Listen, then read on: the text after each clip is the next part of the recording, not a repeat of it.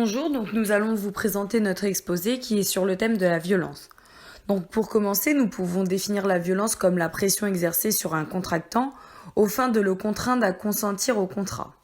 L'article 1140 du Code civil traduit cette idée en prévoyant qu'il y a violence lorsqu'une partie s'engage sous la pression d'une contrainte qui lui inspire la crainte d'exposer sa personne, sa fortune ou celle de ses proches à un mal considérable. Donc selon cet article, il y a violence quand l'action est de nature à faire pression sur une personne raisonnable. Elle peut lui inspirer la crainte d'exposer sa personne ou sa fortune ou celle de ses proches à un mal considérable. Par exemple, il peut s'agir de menaces, de harcèlement, mais aussi d'une contrainte de type économique.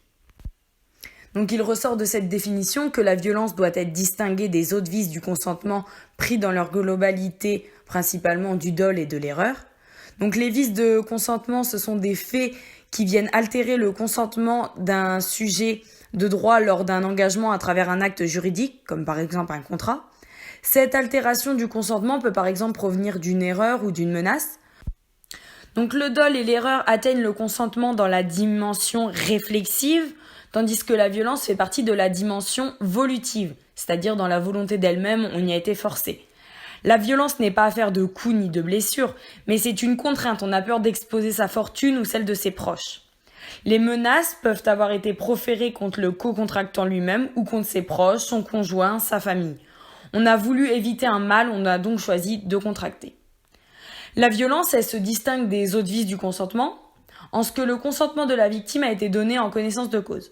Cependant, elle n'a pas contracté librement. Autrement dit, en contractant, la victime avait pleinement conscience de la portée de son engagement, seulement elle s'est engagée sous l'empire de la menace. Puis la violence, contrairement au dol, ne vise pas à provoquer une erreur chez le co-contractant. La violence, elle vise plutôt à susciter la crainte de la victime. Ce qui vicie le consentement de cette dernière, ce n'est pas l'erreur qu'elle aurait commise sur la portée de son engagement, mais bien la crainte d'un mal qui pèse sur elle. La crainte est à la violence ce que l'erreur est au dol. Ce qui dès lors devra être démontré par la victime, c'est que la crainte qu'elle éprouvait au moment de la conclusion de l'acte a été déterminante de son consentement. La nature de l'acte constitutif de violence n'est pas précisée par le Code civil, mais l'étude de la jurisprudence démontre que 3 types de comportements peuvent être qualifiés ainsi.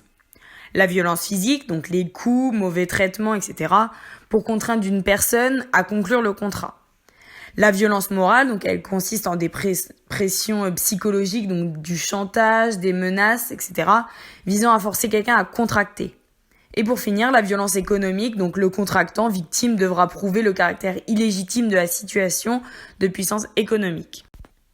Donc nous verrons dans un premier temps les conditions relatives aux éléments constitutifs de la violence. Dans un second temps, nous allons expliquer les conditions relatives à l'origine de la violence. Puis pour finir, nous parlerons des sanctions de la violence. Donc dans un premier temps, comme nous l'a dit Marine, nous allons voir les conditions relatives aux éléments constitutifs de la violence. Donc il ressort de l'article 1140 du Code civil que la violence est une cause de nullité lorsque 2 éléments constitutifs sont réunis. Donc premièrement, l'exercice d'une contrainte et deuxièmement, l'inspiration d'une crainte. Donc nous allons voir dans une première partie la contrainte. Donc l'objet de la contrainte représente la volonté du contractant. Il peut être observé que la violence envisagée à l'article 1140 du Code civil n'est autre que la violence morale, soit une contrainte exercée par la menace sur la volonté du contractant. La contrainte est exercée par l'auteur de la violence. Il doit donc avoir pour seul effet d'atteindre le consentement de la victime, à défaut de parler de vice de consentement. Ensuite, la consistance de la contrainte représente une menace. Donc, en effet, la contrainte envisagée à l'article 1140 s'apparente en réalité à une menace qui peut prendre différentes formes. Donc, cette menace, elle peut consister en tout ce qui est susceptible de susciter un sentiment de crainte chez la victime. Donc, elle peut être morale ou physique. Ainsi, il peut s'agir d'un geste, d'un coup, d'une parole, d'un écrit. En gros, tout ce qui est porteur de sens. Puis donc nous allons voir que le caractère de la contrainte est une menace illégitime. Donc effectivement, la menace dont fait l'objet le contractant doit être illégitime. Donc c'est-à-dire soit non autorisée par le droit positif, soit autorisée par le droit positif mais utilisée d'une manière abusive. Donc la violence ne vicie le contrat que si elle présente un caractère illégitime. Donc à contrario, lorsque la pression exercée sur le contractant est légitime, elle sera insusceptible d'entraîner l'annulation du contrat.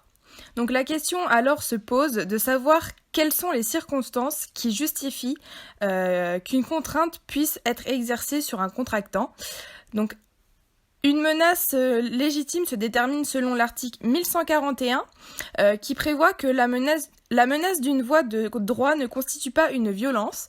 Il en va autrement lorsque la voie de droit est détournée de son but ou lorsqu'elle est invoquée ou exercée pour obtenir un avantage manifestement excessif.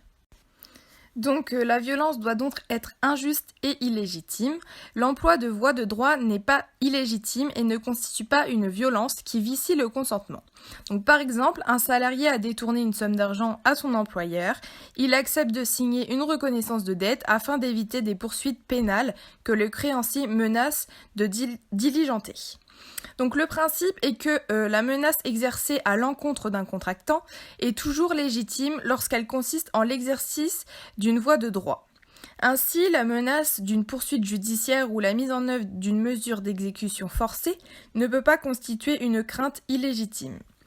Donc celle-ci, elle a des limites, donc en effet la légitimité de la menace cesse lorsque la voie de droit est soit détournée de son but, ou soit invoquée ou exercée pour obtenir un avantage manifestement excessif. Donc la violence doit aussi être déterminante. La violence n'est une cause de nullité de la Convention que dans la mesure où elle a été viciée le consentement qui, sans cela, n'aura pas été donné. Donc l'article 1113 du Code civil précise que la violence est une cause de nullité du contrat, non seulement lorsqu'elle a été exercée sur la partie contractante, mais encore lorsqu'elle a été sur son époux ou son épouse, sur ses descendants ou ses ascendants.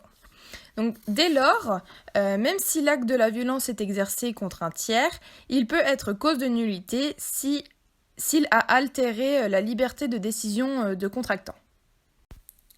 Donc nous allons parler dans un second temps de la crainte. Donc contrairement à la victime de l'erreur, la victime de la violence ne s'est bien évidemment pas trompée.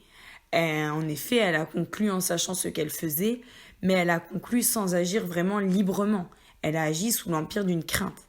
Elle s'est résolue à contracter pour échapper à un mal plus grave qui la menace, au cas où elle refuserait de s'engager.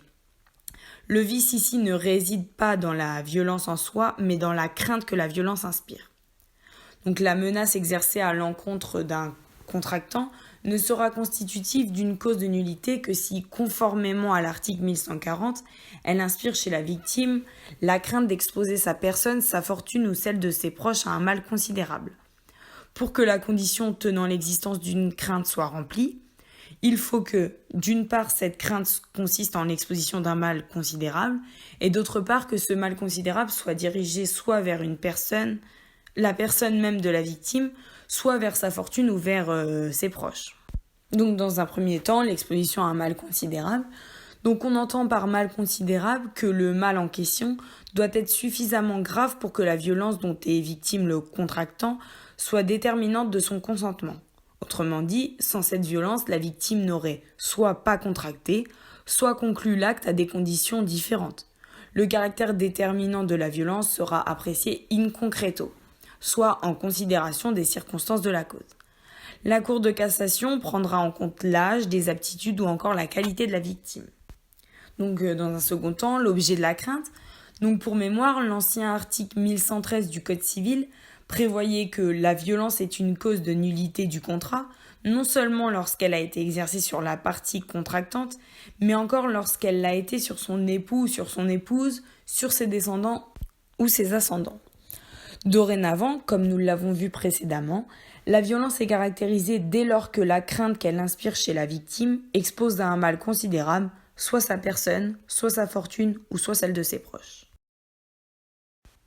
Donc dans un deuxième temps, nous allons voir les conditions relatives à l'origine de la violence. Donc ici, il ressort des articles 1142 et 1143 du Code civil que la violence est sanctionnée quel que soit son auteur. Donc contrairement au dol, elle peut émaner soit d'un tiers ou soit des parties. Donc, premièrement, nous allons voir que la violence, elle est émanant d'un tiers.